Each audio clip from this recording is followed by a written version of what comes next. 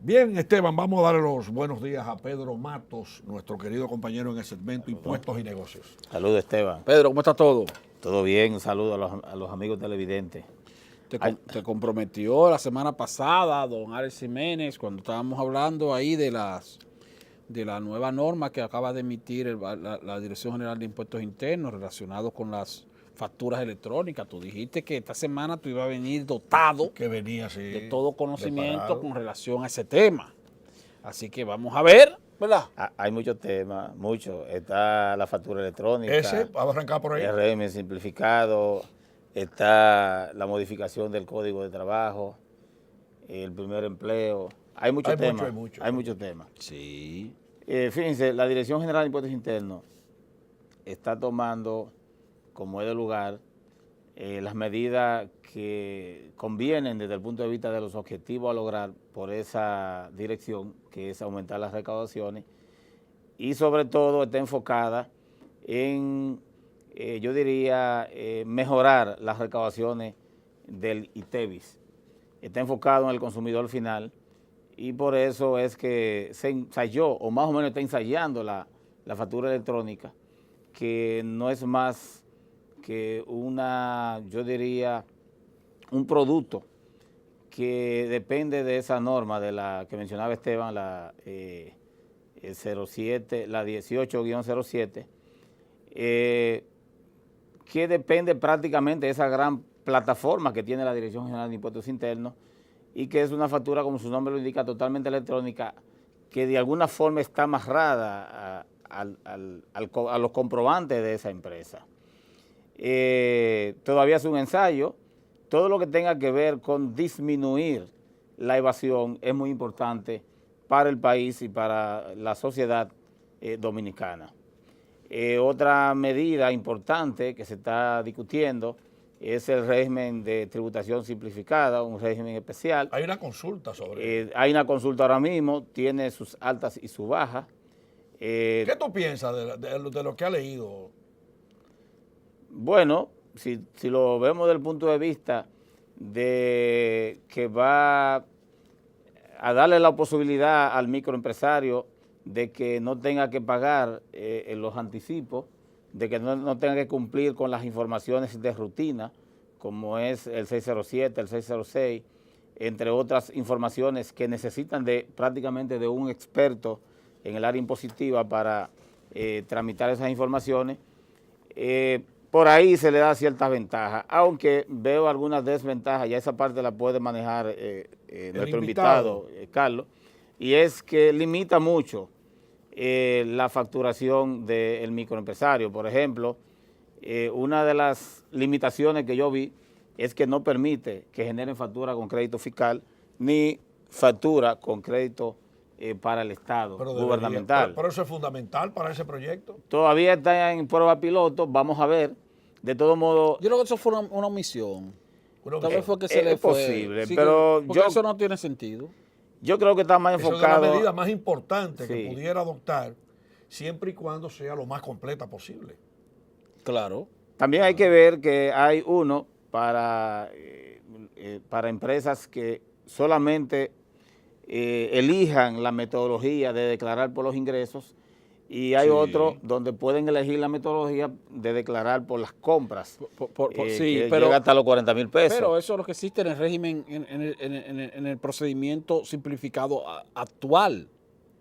O sea, el que está vigente. Exacto. Y incluso con los mismos montos. Yo lo que quisiera saber, y eso bueno, lo preguntaremos más adelante, Sí. es sobre cuáles son las diferencias o las grandes diferencias que hay entre el procedimiento anterior o el Y procedimiento el actual, de mejor ahora. dicho, y el procedimiento que se quiere poner en funcionamiento. Pero hay que tomar en cuenta también una cosa, la Dirección de Impuestos Internos está de cacería, Alex. O sea, no hay reforma fiscal, pero están buscando dinero donde aparezca. Entonces aquí había una práctica interesante de los llamados empleados contratados, principalmente en el Estado. El Estado tiene nóminas de empleados fijos y nóminas de empleados contratados. La Dirección de Impuestos Internos ha empezado a revisar a todos los empleados contratados. Porque hay gente que tiene un empleo fijo, tal vez en el sector privado, y es empleado contratado. Tiene un llave y consigue un empleo contratado. Ya sea una botella o no lo sea, no estoy diciendo eso. Pero es empleado contratado del Estado. Pero como no es empleado empleado fijo, entonces no se le hacen los descuentos de la correspondiente, impuestos sobre, no se le hace el reporte correspondiente, impuestos sobre la renta, que se le hace a los empleados, como empleados de nómina. Entonces la Dirección de Impuestos Internos está llamando a esa gente diciendo, pero ven acá, tú tienes un empleo en el sector privado, donde tú ganas, qué sé yo, 30,000, 40,000 pesos, y tienes entonces un contrato en el Estado donde tú ganas 30,000 más. 35,000 o 40,000 más 30 son 70, tú no estás pagando impuestos sobre la renta. Ellos tributan. Ellos tributan en función de El Estado lo que les corresponde en la fuente, lo que faltaría es la declaración. Es el asunto de la declaración. Y la exención de Entonces, los gastos. como no están haciendo la declaración, están Claro. empezando a recoger para que usted te vaya a hacer la declaración, pero cuando te dicen que tú tienes que hacer tu declaración, lo que te dicen es, tú debiste hacer esa declaración hace tanto tiempo, porque tú tienes tanto tiempo con ese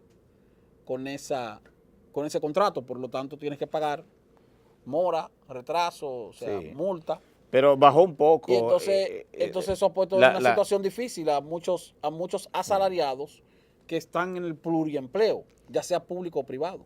La Dirección General de Impuestos Internos está buscando la manera de aumentar las recaudaciones en función de eliminar o disminuir la evasión. Y se enfocó una vez en aquellos profesionales independientes, bajó un poco la presión.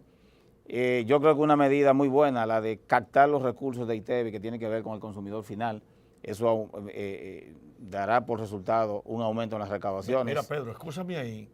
Tú sabes que yo he sostenido, profesionalmente hablando, y Esteban lo planteé una vez aquí en el programa, aquí hay un ejército de gente que está vendiendo en las esquinas de manera informal. Sí. Pero ese dinero que se ganan ahí, después van a las cadenas de supermercados y caen dentro de los comprobantes no fiscales, sino de Válido para el consumidor final. Válido para consumidor final. Sí. ya ahí prácticamente se está formalizando en la economía en esa parte. Bueno, está entrando dentro de la cadena. El consumo Dentro de la cadena. Dentro de la sí, cadena, porque son pues. consumidores. Por eso Claro. yo digo, por ejemplo, que uno habla, por ejemplo, del Cuando asunto habla de los- porcentaje de los trabajadores que están en la informalidad. Sí. Incluso los ciudadanos haitianos. Entonces, no, porque esa gente le cuestan al Estado, porque entonces no pagan impuestos. Sí pagan impuestos, porque cuando tú vas a un negocio formal y consumes un producto que está grabado por el ITEVIS y te facturan, tú estás pagando impuestos. Esteban, pero tú nada más tienes Ahora, lo que hay que ver es si ese comercio está reportando esa venta. Esteban, pero tú nada más tienes que ir a una cadena de esa grande para que tú veas, tú te pones cerca de una caja y pides un jugo y dura 1 hora. La señorita que estaba en la caja, usted quiere, porque parece que la han instruido, usted quiere un comprobante con valor fiscal. Sí, sí. No. El 95% de la gente dice que no. Y ese No, 95% de la gente dice que no. no es así. La mayoría de esas ¿Cómo que cadenas. no es así, Pedro No, Martín? la mayoría de esas cadenas, déjeme. Usted no va a los supermercados. Usted es un hombre que no va a los supermercados. Si te óigame, preguntan no me si venga tú a quieres decirme a mí con eso. factura con comprobante. Permítame decirle algo, y eso es bueno que los amigos televidentes lo Ajá. observen. Ajá. Yo le había corregido antes de la Dirección General de Impuestos Internos hacer la publicidad de que no hay factura sin comprobante, que lo que hay es factura con comprobante Ajá. Sí. de consumidor final y de consumidor o de crédito fiscal.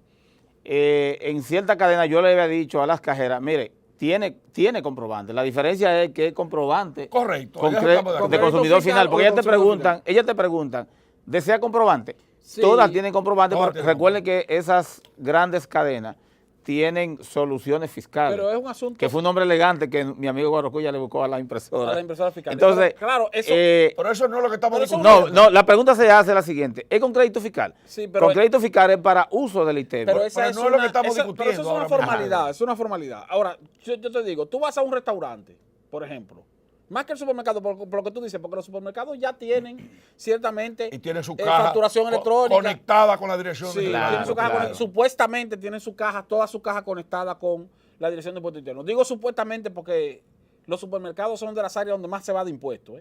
Pero Sí. bueno, ese es otro tema. Pero un restaurante, por ejemplo. Un restaurante tú vas, incluso en los restaurantes no te preguntan, muy pocos te preguntan si tú quieres factura con comprobante fiscal, para crédito fiscal. Entonces, tú no pides comprobante, factura con comprobante para crédito fiscal. Esa venta se registra, se le reporta a impuestos internos. Se la reporta a impuestos Lo internos. que pasa es que hay empresas... ¿Qué seguridad tú tienes de que se lo reporte o no se lo reporte? pero Cuando tú pides la factura con crédito fiscal, válida para crédito fiscal, esa factura sí va a tener que reportarla al dueño del restaurante. ¿Por qué? Porque sabe que tú también la vas a reportar como Claro, consumo. claro. Ahora, cuando tú le dices que no te interesa la factura válida para crédito fiscal y te dan una factura válida para consumidor final, tú no tienes la seguridad de que esa factura válida para consumidor fiscal está siendo reportada o va a ser reportada a impuestos. Es una buena reflexión. Pero hay Escúchame, una, eso es no, evasión. no, pero es que hay una pregunta. Ajá. Señor, los amigos televidentes se quedan esperando el tema de impuestos y Pero negocios. espérese Nos un quedamos en momento. impuestos, nada Espérese más. un Porque momentito. esto es impuesto y negocio, ¿eh? Espérese un momentito, Esto es impuesto señor y negocio. Mato, porque aquí en este programa hay que comerse los huesos y hay que comerse el filete. No, filete. Yo lo que y quería la gente que era- no está viviendo le interesa ese tema. Yo lo que quería Es un era tema decir importante. ahorita, para darle paso a usted, señor Mato, que hay un vínculo entre la informalidad y los negocios cuando van a comprar, cuando le dan la factura, o sea, Válida para crédito fiscal válida o para consumidor fiscal. para final. consumidor final. No, y que está aportando no, al y fisco. yo estoy de acuerdo con usted. Correcto. La diferencia es la siguiente. Y Esteban lo que plantea es, señores, lo que pasa es que hay negocios que si se plantean evadir impuestos, le es más fácil la evasión que otros. Un restaurante tienen facturitas de esas normales, impresas en cualquier lugar, y una facturita de esas facturan cualquier comida.